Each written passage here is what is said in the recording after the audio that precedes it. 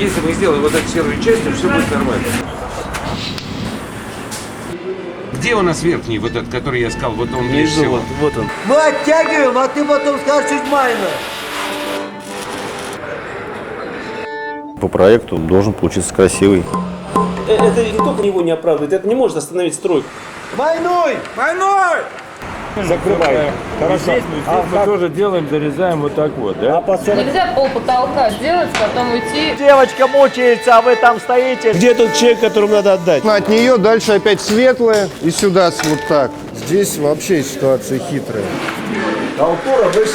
То, что мы поставили, это для всего ряда черных фонарей. А сюда зафигачиваем на РУС. Так, все, поехали. Кто точно знает, какая была барочная Москва до того, как ее сожгли?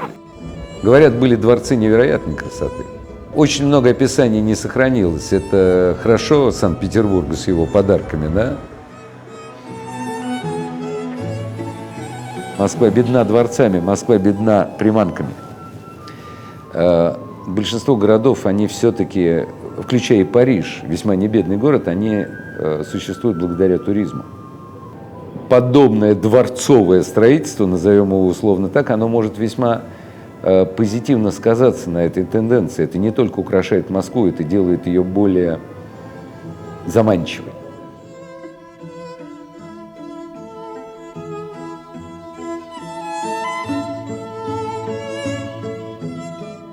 Мы достаточно быстро определились в архитектуре. Круглый двухэтажный зал и расходящиеся веером кабинеты. И двор, флорентийский дворик. Сложность этого объекта заключалась в том, что мы сначала сшили платье, а потом под него рожали ребенка.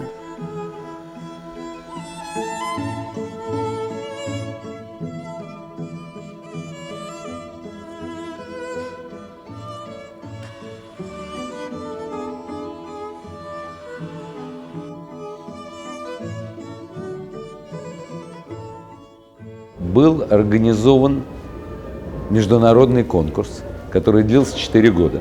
И многие ученые-мужи различных стран принимали в нем участие. И чего там только не было. Там был и Погоденбург, там были какие-то невероятно научные названия. Да? Мы же все-таки договорились, что мы делаем, да, по канонам первой половины и второй, частично второй половины 18 века, мы делаем таки авторский проект. Завози сейчас. Я буду ставить эти панели. Спасибо. Не Ты буду я сейчас сегодня завозить, пусть застеклят. У тебя народа нет все-таки? При чем здесь Правду скажи. Была задача поставлена сразу непростая. Это не должно было быть исключительно русское название, столь непроизносимое для иностранца. Да? Шинок иностранцу очень сложно произносить, они там чего только не выделывают. Нужно было название международное. Да потому что стиль международный. Конечно, хотелось сделать русский дворец. Именно из-за этого здесь не только французское, здесь и итальянское, и германское влияние, как это всегда было в России в тот период. Все остальное на обходце. Все, прикоцаем все. Я про это и говорю. А здесь по месту. А по месту мы подходим все, потому что я боюсь его угадать. Да, чеши туда. Все. Я позвонил одному из самых своих близких друзей, Мите Золотухину, который играл Петра I, где Саша Попов был главным художником. И я говорю: Мить, давай выручай, я просто в цейтноте. Все, у меня мало времени, и мне нужно название. Это был утренний звонок, он мне позвонил утром и сказал: так, Андрюш, только я тебя предупреждаю, ты не отрицай его сразу. Я тебе сейчас назову название, которое знают все, но у тебя первая реакция будет отвержение. Я говорю: ну давай, называй. Он говорит: ну только ты подожди, я тебя предупреждаю. Я говорю: все понял, давай, говори уже. Он говорит: Турандот. Я говорю: Карла Готца. Он говорит: это не Карла Готца. Ты плохо знаешь историю Турандот. Это французский автор первой половины 18 века. Это утопический, экзотический роман про китайскую принцессу. Все. И название было найдено. Нормально. Нормально? Здесь черное с белым работает. А так Ну будет... да, здесь контрастно, там будет все мягче. Это должно быть абсолютно естественное старение. То есть это не вы делаете, а мы нашли этот камень В руинах. в руинах.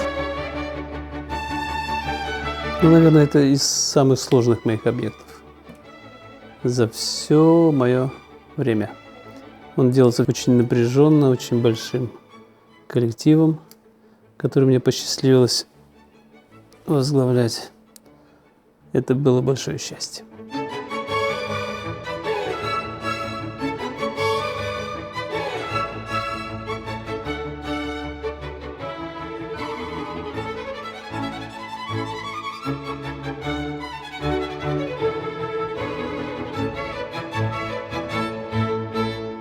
Раз, два. Давай. 21, 22, 23, 31, 32, 33, 34. Потому что вот с этой точки я стою, их не должно быть видно. Вся эта история длилась больше 6 лет. Есть много царапулек, да, вот то, что нацарапано на салфетке, а есть уже какие-то более серьезные наброски. Больше 6 лет эта вся история длилась. Во всех интерьерах, которые мы с Андреем делаем, присутствует легенда. Практически мы с нее начинаем эту историю.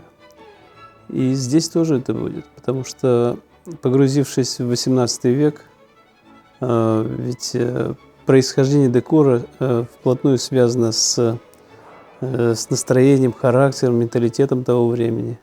Мы придумывали здесь какие-то истории, а как могло быть, как бы вел себя хозяин этого дома, что в этом доме могло происходить.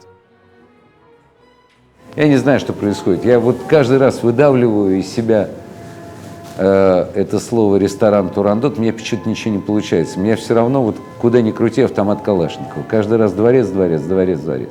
Так он действительно дворец.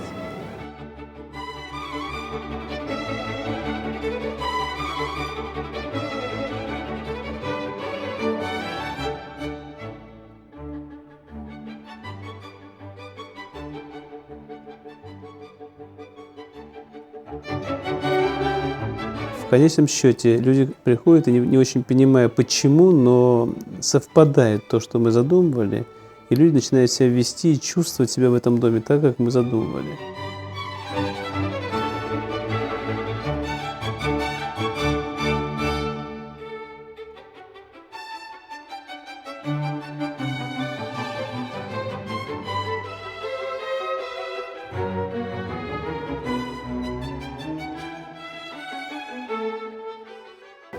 Мне часто задавали вопрос, как все-таки интерьерщику, что первично.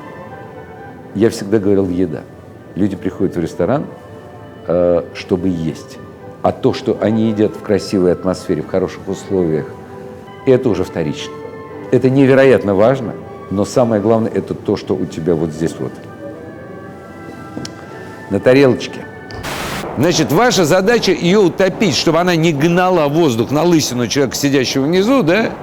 Вот эти направляющие вы оставляете. Но вы его утапливаете, а мы, буквально на расстоянии там 5 сантиметров делаем вот эту вот решеточку. Это срочно сказать надо по поводу. У вас будет в плоскости потолка. То, что в ресторане построен этот декор, или этот декор принадлежит ресторану, это, наверное, не случайно. Дело в том, что это на Западе люди приходят в ресторан только для того, чтобы поесть. Для них это не событие. Там должна быть, они могут сидеть в простом интерьере и долго обсуждать кухню.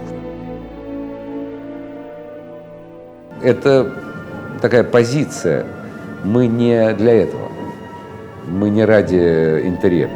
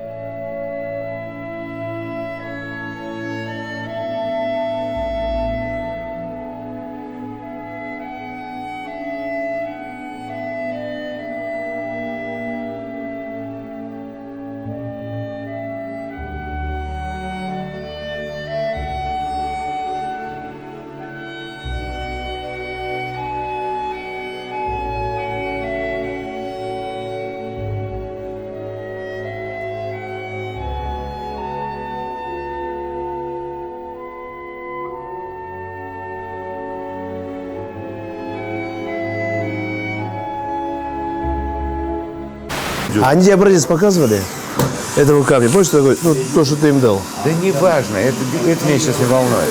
Они делают из любого. Мне надо сейчас, чтобы они сделали, а Усов должен эту дуру выпилить. Здесь все вчистую, здесь все честно. Это действительно 18 век. Это то, чего по логике сохраниться не могло.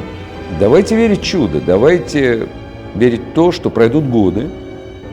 Это рано или поздно будет восприниматься как... Ну, я не буду говорить подлинник, мы даже не ставим себе такой задачи. Но как вещь, как элемент, как какой-то осколок той эпохи. Кто знает, что здесь подлинное, а что нет? Здесь все равно полно мешанины, да? Здесь все равно существуют элементы подлинные. Здесь будет очень много антиквариата, которого пока нет. И антиквариаты не 19-го, а 18 века. И те гобелены, которые вы видите на лестнице, это подлинные гобелены 18 века. Тот китаец, который стоит в нише на лестнице, это подлинный германский китаец Шенуазери первой половины 18 века. Для меня самое сложное творческое – это придумать, это найти. И когда ставится задача на ту или другую тему, то найти ей какое-то формальное выражение, сделать эскиз. Для нас с Андреем это была тяжелейшая работа. Постоянно обсуждалась каждая деталь. Выдающаяся рисовальщица Маша Яровицына прорисовала весь декор, Наташа Буркот, Борик, мой помощник-конструктор этого объекта. Каждая деталь обсуждалась. Это был замысел, творчество, оно продолжалось до последнего дня.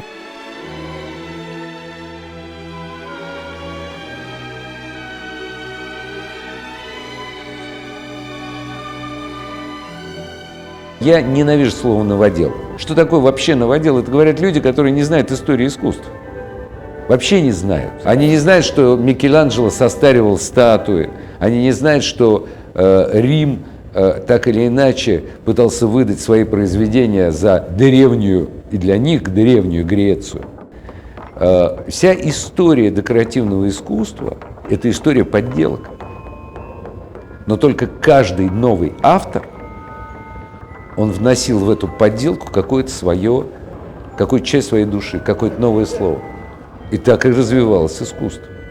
А руины – это одна из самых модных тем была, например, в 17-18 веках, когда просто создавались декорации. Венеция, которая штамповала потрясающей красоты мебель со времен эпохи Людовика XIV, то есть конца 17-го, начала 18 века, и делала кракелюры, состаривала и воспроизводила эту мебель в первой половине 18 века, во второй половине 18 века, в 19 и даже в первой половине 20-го. И Сотбис, и Кристис до сих пор путаются, эксперты путаются, какого времени эти вещи, потому что они к тому же делались из старого дерева.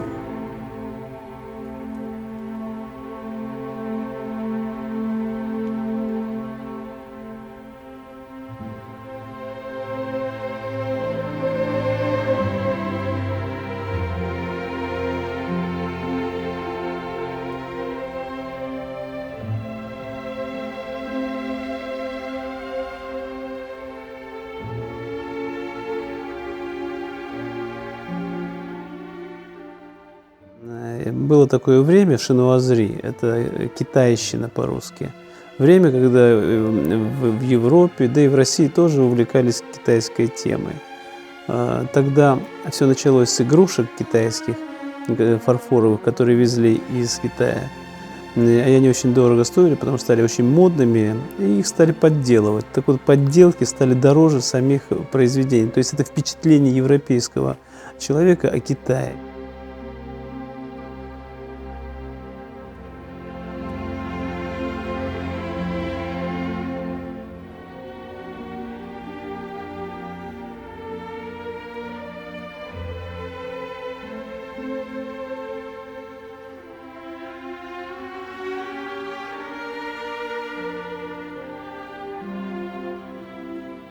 В истории декор это было всегда игрой. Архитекторы строили свои стены в определенном стиле, с определенным замыслом, а декоратор внутри начинал развлекаться, погружать в то или другое настроение с помощью тех или тех композиционных приемов, создавать настроение. Это игра. Мы играем. Только если маленький ребенок на песке делает, то мы это делаем из мрамора, из золота и так далее. Нет, и это не максимум, и этого нельзя, не надо. Вот и вот уйди, вот твоя тема, вот она. Вот ни на миллиметр больше ты ее не ходишь. Это была странная игра. Это была очень странная игра, которую я сам зачастую не очень понимал, во что мы играем. Проверки были этой игры, потому что когда мы сделали первые панели, я пригласил экспертов из Франции, я поставил подлинные и рядом поддельные, назовем их условно так, и они путались.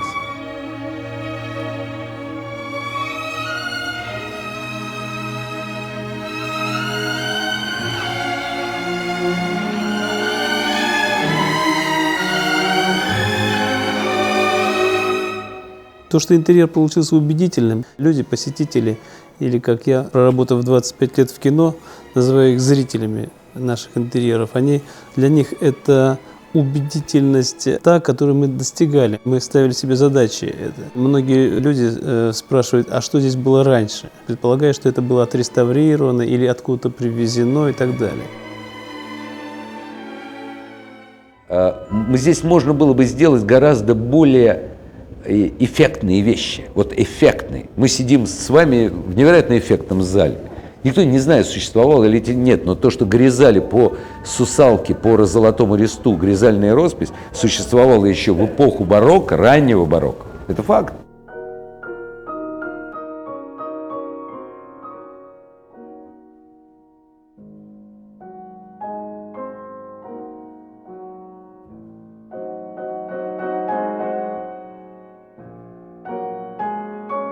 Другое дело, что вся эта убедительность – это результат высочайшего мастерства. Я горжусь своими помощниками. У меня блестящие ребята, которые за это время, придя в мастерскую нашу с очень серьезным фундаментом, художественным или, да главное, с интересом, изучая материал, который с блеском в огромном количестве нам доставал Андрей, то, что мы находили в библиотеках, то, что приходило с его книгами, то, что он облазил в Европе кучу замков и отфотографировал каждую деталь, мы изучали с трепетностью. И все это было освоено, и ребята достигли того, что мало вероятности, что когда-либо еще кто-нибудь осмелится на такой большой сложный труд. Вот это вы вытянули. Мне нравится цвет, вы перестали залог делать, да? Появилась какая-то игра, а вот это вы не довытянули. Да, оставьте белый кабинет. Оставьте белый кабинет, он белым должен быть.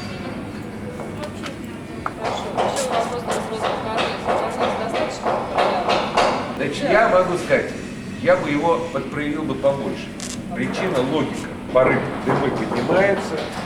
Но меня интересует аналогично глаза китайцев, а их у вас нету. Рельеф не проявляется. Вот розеточки подпроявить. Я не ленивый человек, и рядом со мной в итоге оказалось большое количество неленивых людей.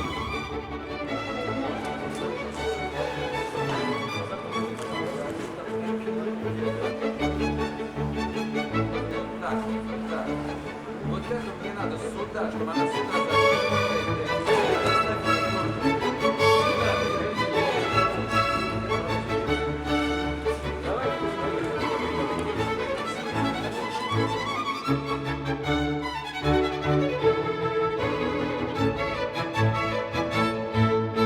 Я принадлежу к чудовищной категории людей, которые всегда, в общем, всем недовольны. Для меня это не проблема, это то, что в частности заставляет меня двигаться вперед. Но есть один момент, когда меня это раздражает качественно. Это в тот момент, когда работа сделана, и когда приходит громадное количество людей, которые тебе говорят такие слова, за 10% которых люди бы просто отдали бы все. А ты стоишь, слушаешь, и пока ты это слушаешь, ты замечаешь, что где-то там в углу какое-то бра неправильно привинченное стоит не под тем углом, от этого оно бросает на этот угол какой-то не тот блик, который тебе нужен. Потом люди все сказали, ты обращаешься, говорит, простите, что вы говорили? И так люди на тебя смотрят и думают, ну все, псих. Вот ты что-то немножко полусухой кистью подпроявляешь. Вот, подморал слегка. Так, успокоил. Здесь что-то темненькое проходит. Здесь где-то раз. Вот здесь вот. Бжик. Вот он проявился. Все.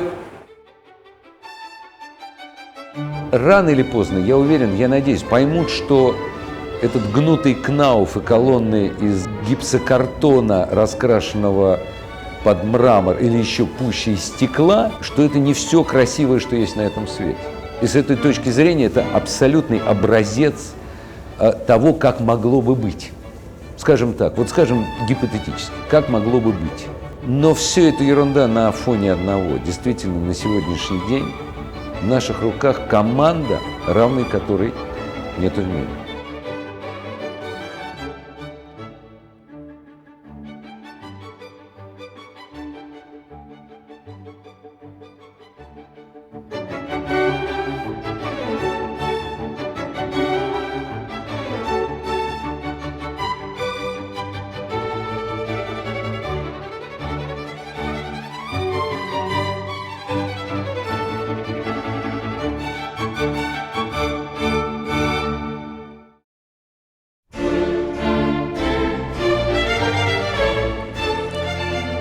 Когда ты долго вкладываешь свои силы туда, когда видишь, сколько сил вложили такое огромное количество людей, то потом вдруг зажигается свет, и как в театре, как в этих интерьерах, вдруг все становится на свои места. И вот задолго до этого, в течение многих-многих лет, думал, а вообще, живет он, когда загорится свет? А будет это убедительно?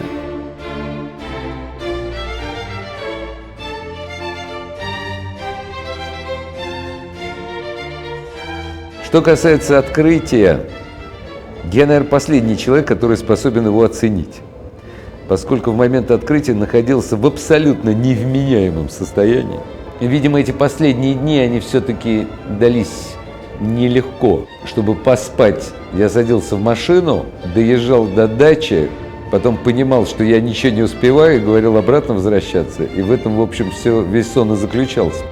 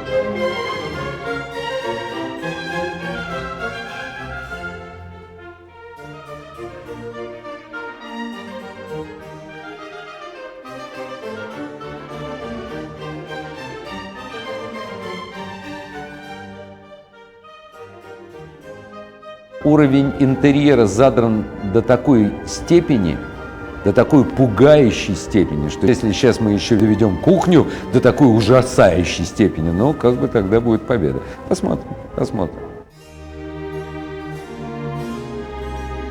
Ну, все имеет свой конец и свое начало.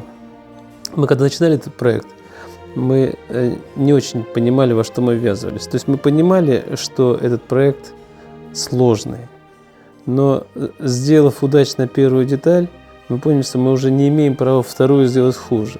Нет, вот я свечу, вот я свечу. А самый желтый какой? Сейчас. Я хотел идти от него, но в серое. Вот там есть вот слева серая часть. А впереди сложный итальянский ресторан и русский интерьер. Это будут сумасшедшие по красоте. Мы уже придумали их и начинаем над ними работать. Но она должна быть невероятно прижата. Все это ваше фашистское барокко. Наша. Мы сделаем очень эффектное, очень выпендрежное место. Но оно будет дворцовым, оно не будет ни при каких обстоятельствах кичевым. Мы ни при каких обстоятельствах не уйдем в плохой вкус. Я просто это знаю, потому что оно у меня уже в голове нарисовано. Оно будет очень высокого штиля, и оно будет... Знаете, какое оно будет для кого? Оно будет для девочек. Оно будет для детей. Для детей, это не важно какого возраста, может быть для детей 60 лет. И оно будет для девочек.